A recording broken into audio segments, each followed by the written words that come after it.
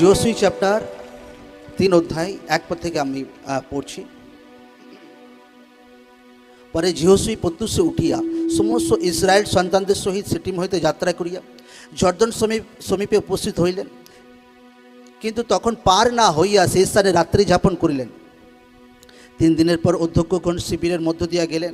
তাহারা লোকদিগকে এই আজ্ঞা করিলেন, তোমরা যে সময় তোমাদের ঈশ্বর সদাপ্রভুর নিয়ম সিন্ধুক ও লেবীয় যাজকগণকে তাহা বহন করিতে দেখিবে, তৎকালে আপন আপন স্থান হইতে যাত্রা করিয়া তাহার পশ্চাতে পশ্চাতে গমন করিবে। সকলে বলুক আমেন। তথাপি তাহার ও তোমাদের মধ্যে অনুমান 200 হস্য পরিমিত ভূমি ব্যবধান থাকিবে, তাহার আর নিকটবর্তী হইবে না, যেন তোমরা আপনাদের গন্তব্য পথ জানিতে পারো, কেননা ইতিপূর্বে তোমরা এই পথ দিয়া যাও নাই।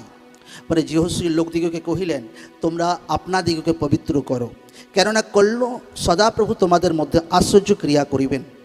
পরে যিহোশুই যাজকদিগকে বলিলেন, তোমরা নিয়ম সিন্ধুক তুলিয়া লইয়া লোকদের অগ্রে অগ্রে চলো।